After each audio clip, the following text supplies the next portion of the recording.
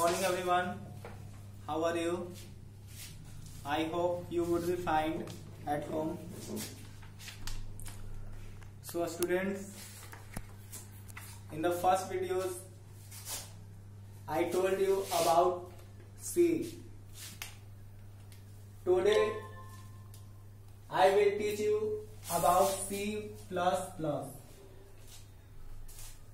Students, as you know that in the first videos you have learned about C, and I also told you C is a programming language and C is a middle level language, but C++ is a high level language. So students, let us start.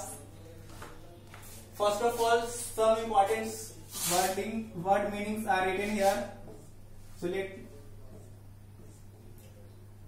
first, handle, that means संभालना, संचालन करना. Next, requirements, that means जरूरत, आवश्यकता. Location, that means स्थान और ठिकाना. Execution, that means कार्यान्वयन, संपादन, प्रोग्राम एग्जीक्यूट करना. डिक्लेयर मतलब प्रकट करना या घोषणा करना. इनवैलिड, दैट मीन्स अमान्य, अवैध. वैरायटी, अनेक प्रकार. हाउएवर, जैसे भी, फिर भी. तो ये कुछ जो इम्पोर्टेंट वर्ड मीनिंग था वो हम यहाँ पे आप लोगों को बताएं. इसके अलावा हम ऑलरेडी बता चुके हैं कि जो भी वर्ड मीनिंग्स है जिसका मतलब नहीं पता आप अपने डिक्शनरी में, मोबाइल फोन्स में देख सकते हैं.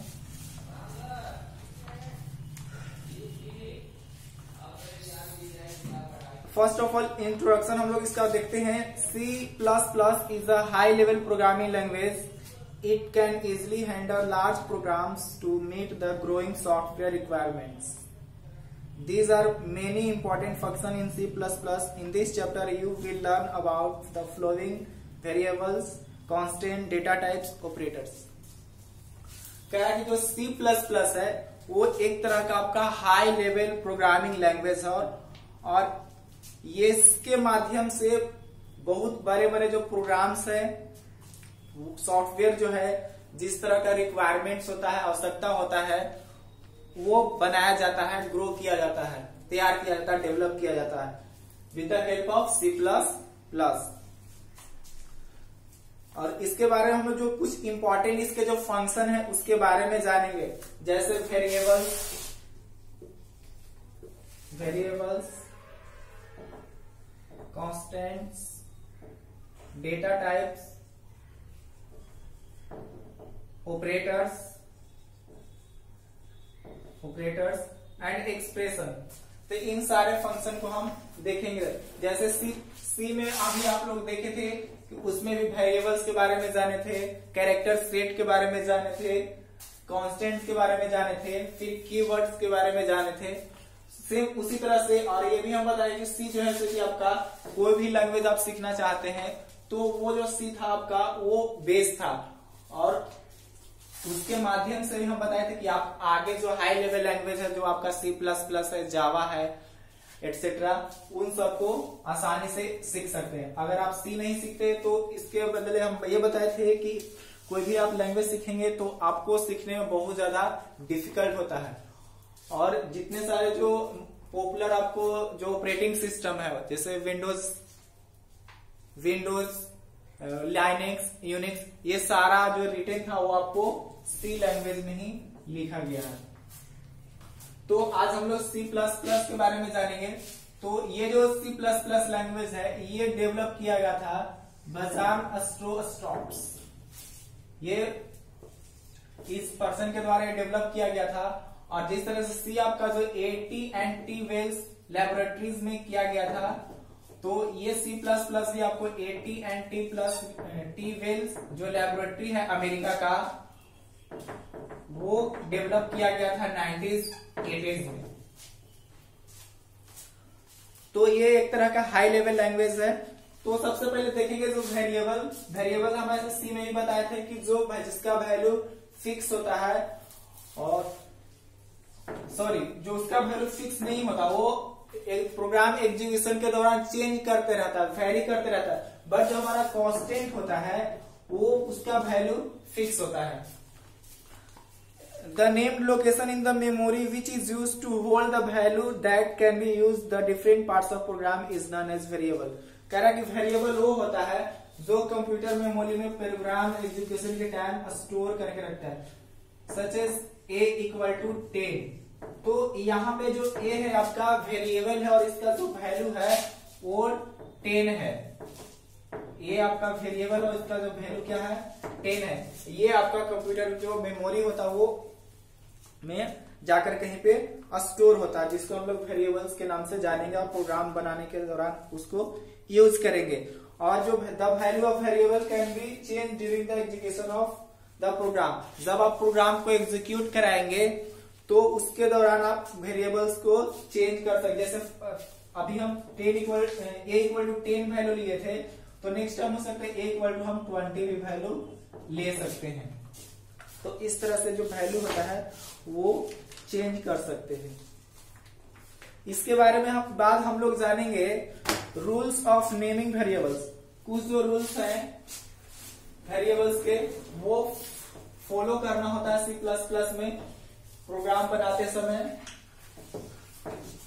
तो कुछ रूल्स देख लेते हैं पहले, और वो आपको याद रखना होगा।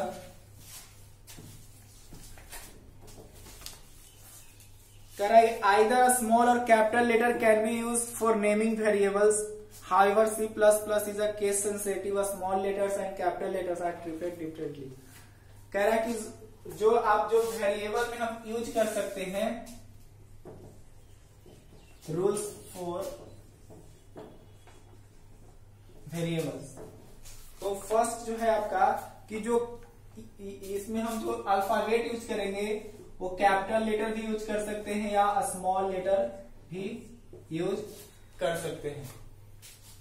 First character of variable must be an alphabet और अंडरस्कोर। कह रहा है कि जो फर्स्ट कैरेक्टर है वो क्या होना चाहिए, अल्फाबेट होना चाहिए, अल्फाबेट होना चाहिए। Such as student name,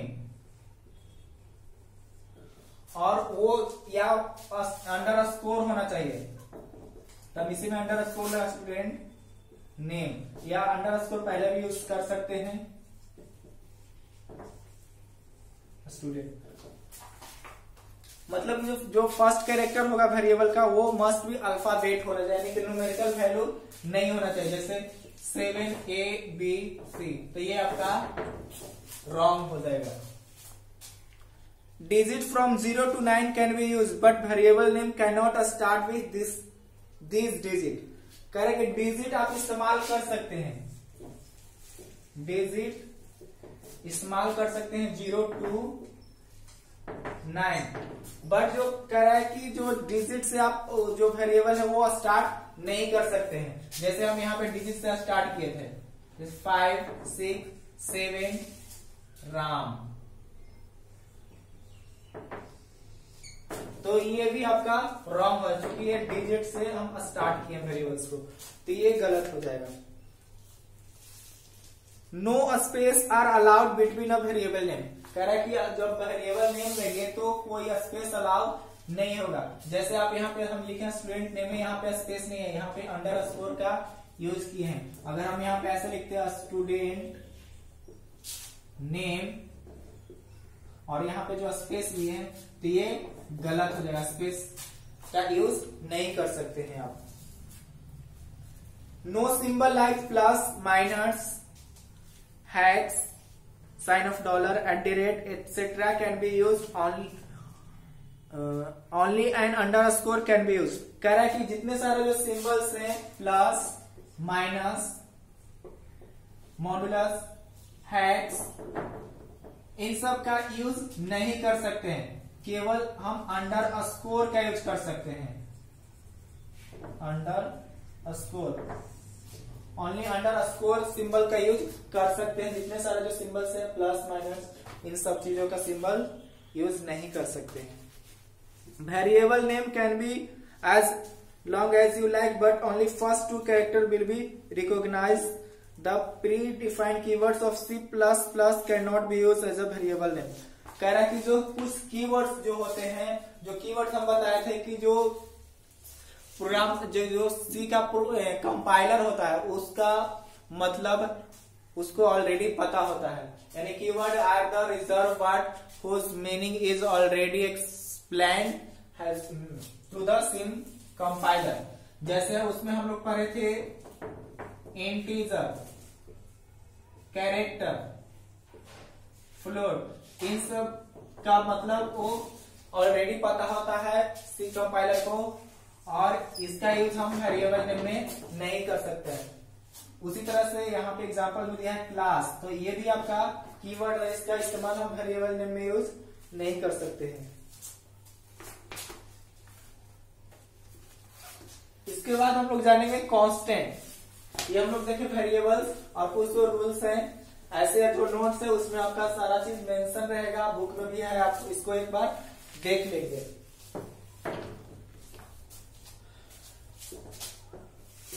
constant, constant बताए थे कि कांस्टेंट का जो वैल्यू होता है वो फिक्स्ड होता है, वो चेंज नहीं होता है।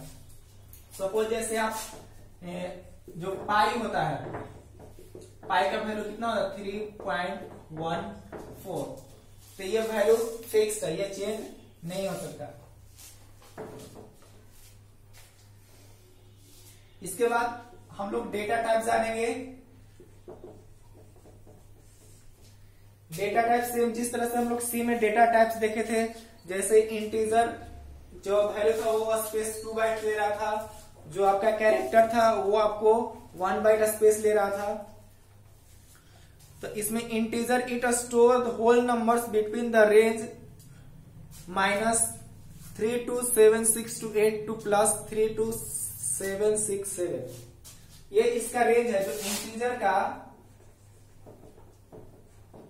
इंटीजर का जो रेंज होता है -3 to 768 +3 to 767, ये इसकी रेंज होता है। और ये आपको कितना बाइट स्पेस लेता है 2 बाइट स्पेस लेता है। इसके बाद देखेंगे character. It is used to store alphabet as well as digit, it also include a special character. कह रहा है कि कैरेक्टर जो है कि हम अल्फाबेट के साथ साथ डिजिट भी यूज कर सकते हैं, और ये जो है और साथ ही साथ it is enclose in a single quotes, और इसको हम लोग सिंगल कोट्स में लिख सकते हैं, और ये 1 बाइट आपका स्पेस लेता है, 1 बाइट। एग्जाम्पल कैरेक्टर ये XYZ equal A single quote. इसका जो फ्लोट होता है, float it specify the fractional number, it occupies memory of space for 4 byte. कह रहा है कि जो फ्लोट होता है वो एक्चुअली आपको जनरली यूज किया जाता है फ्रैक्शनल नंबर के लिए, फ्रैक्शनल नंबर्स के लिए, और वो आपको लेता है 4 बाइट्स स्पेस। पहले भी आपको बताए थे, say for example float B equal to 10.5, float A equal to 7.5। तो ये जो आपका फ्रैक्शनल नंबर है, इसको यूज करने हम लोग फ्लोट का इस्तेमाल करते हैं। Correct. Do you know commas are not allowed in float और इंटीजर वैल्यू।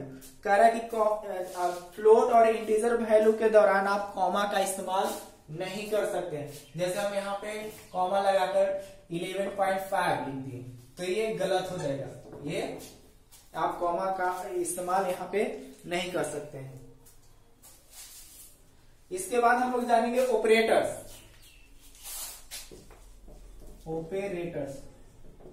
तो ऑपरेटर्स हम फर्स्ट वीडियोस में भी आपको बताए थे जब सी पढ़ रहे थे आप लोग, तो ऑपरेटर्स देखे थे different types, arithmetic operators, logical operators, relational operator, assignment operator. तो सेम टाइप्स का जो ऑपरेटर्स है यहाँ भी यूज किया जाता है, तो आप उसको एक बार फिर से देख लेंगे तो आपका रिवीजन हो जाएगा। जैसे आपका अर्थमेटिक ऑपरेटर्स था, जैसे प्लस, माइनस, मल्टीप्लीकेशन, डिवीजन, ये जो था आपका plus, minus, multiplication, division, modulus,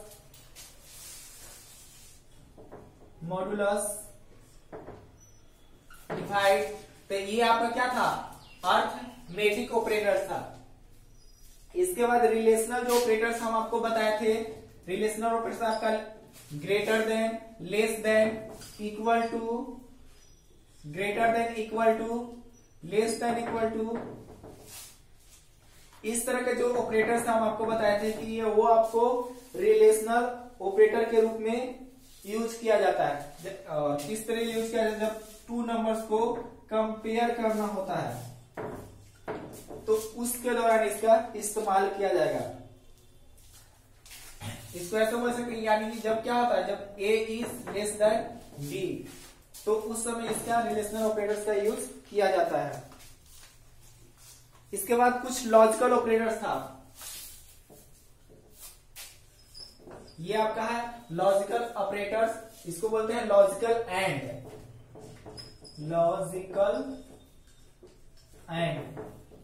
फिर आपका लॉजिकल और था, लॉजिकल और, फिर लॉजिकल नॉट, लॉजिकल नॉट। ये थ्री आपको ऑपरेटर्स जो देखे थे जो आपका लॉजिकल ऑपरेटर्स था।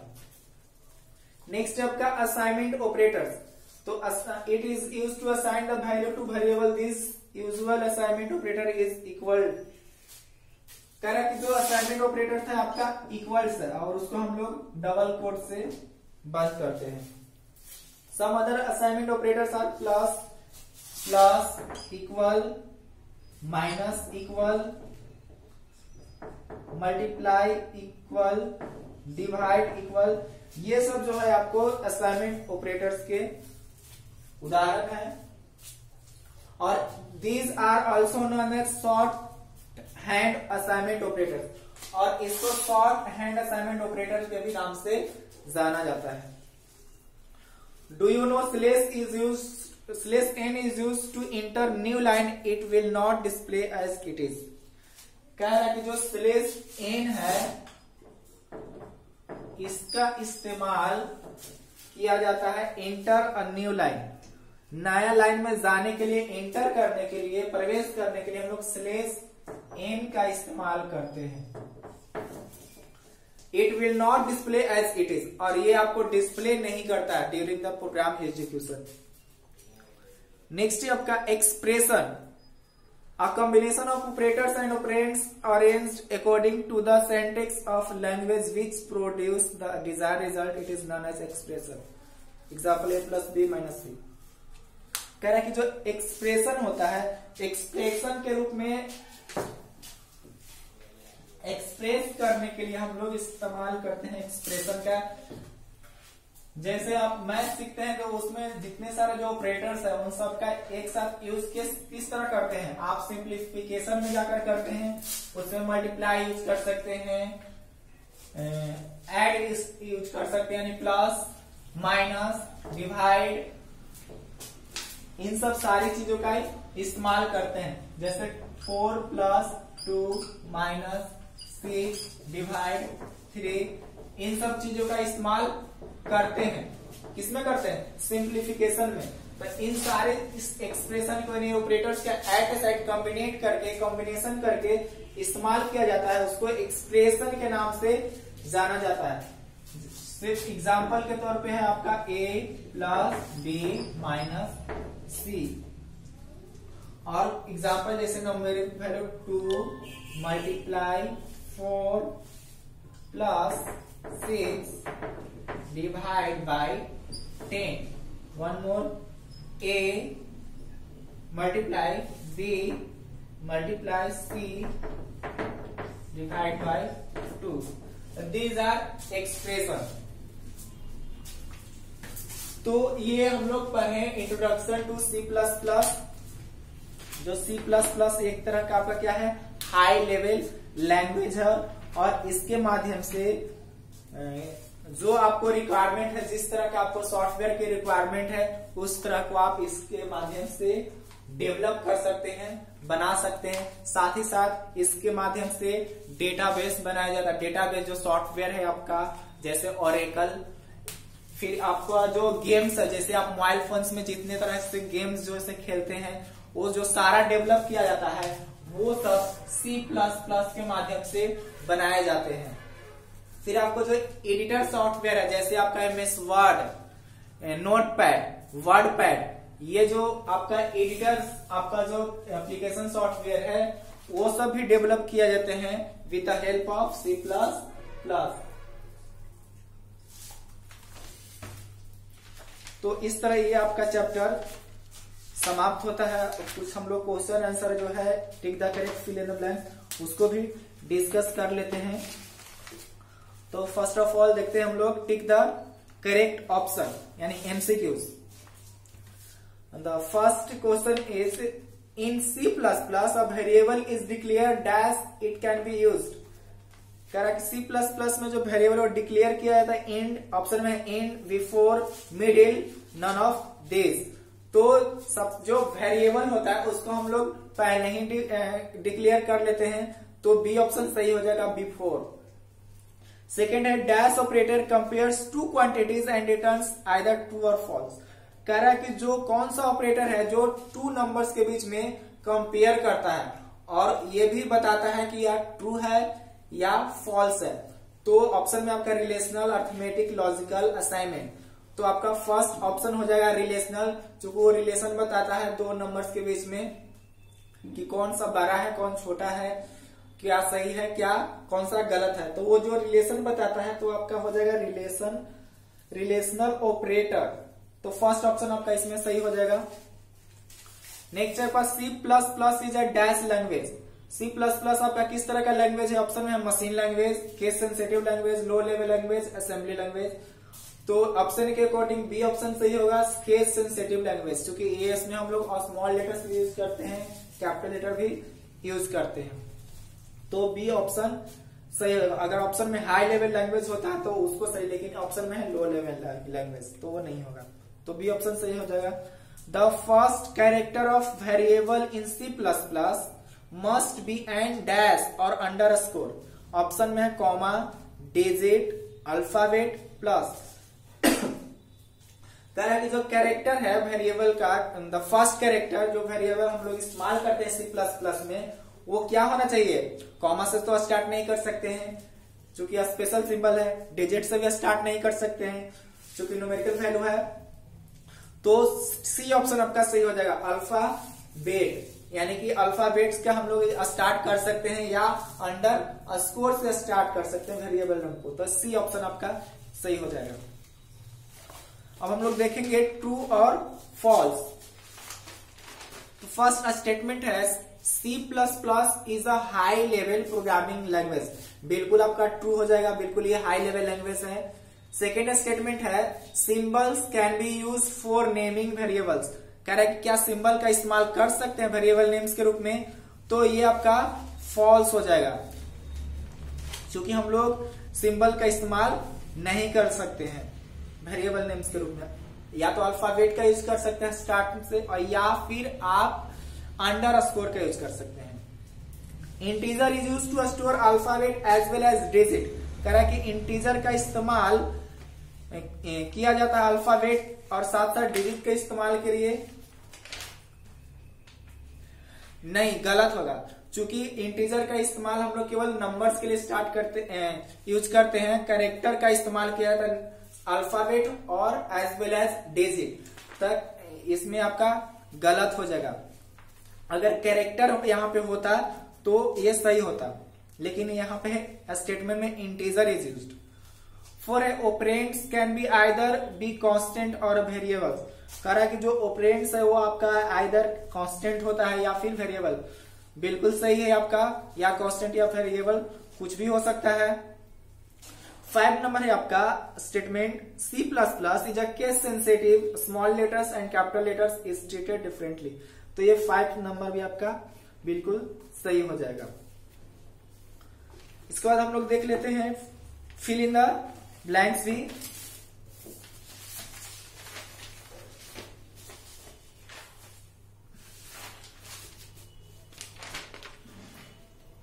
फर्स्ट है आपका no dash are allowed between a variable in C++। आपको हेल्प बॉक्स दिया हुआ ऊपर में assignment, character, space, constant, underscore. तो फर्स्ट में क्या हो जाएगा, no space are allowed between a variable in C++। चूंकि स्पेस का अलाउ नहीं किया जाता है तो फर्स्ट में क्या हो जाएगा, स्पेस हो जाएगा। सेकेंड है dash is the data type in C++ use to store alphabet and digit. अभी बताया कि कैरेक्टर का यूज करते हैं अल्फाबेट और डिजिट साथ साथ इस्तेमाल करने के लिए, तो कैरेक्टर आपका डेटा टाइप इसमें हो जाएगा। थर्ड है dash can be use to name variable in C++। किसका इस्तेमाल हम लोग करते हैं वेरिएबल नेम्स के रूप में, तो ऑप्शन के अकॉर्डिंग आपका जो हेल्प बॉक्स में दिया हुआ है असाइनमेंट, कांस्टेंट और अंडरस्कोर, तो अंडरस्कोर हो जाएगा क्योंकि अंडरस्कोर का इस्तेमाल कर सकते हैं वेरिएबल नेम के रूप में। फोर्थ है आपका dash is the quantity that remains the same while the variable में चेंज। किसका वैल्यू वेरिएबल के दौरान चेंज कर सकते हैं, चेंज नहीं कर सकते हैं, तो इसमें क्या हो जाएगा, फोर्थ नंबर में आपका हो जाएगा कांस्टेंट हो जाएगा, जिसका वैल्यू फिक्स होता है, चेंज नहीं करता है। Dash operator is to assign the value to the variables. Value assign करने के लिए किस ऑपरेटर का यूज करते हैं, तो असाइनमेंट ऑपरेटर का हम लोग यूज करते हैं। तो 5 नंबर में है आपका असाइनमेंट। और इसके जो क्वेश्चन आंसर है वो आपको जो नोट्स आपको स्कूल में सबमिट किया जाएगा उसमें सारा आपका उपलब्ध है, उसको आप लिख लेंगे और याद करने का कोशिश करेंगे। और अगर आपके पास बुक नहीं है तो आप बुक जल्द से जल्द स्कूल से प्राप्त कर लेंगे ताकि आपको समझने में कोई भी दिक्कत नहीं होगा। सो स्टूडेंट्स फिर मिलते हैं नेक्स्ट चैप्टर में न्यू वीडियो के साथ। Thank you, all the best.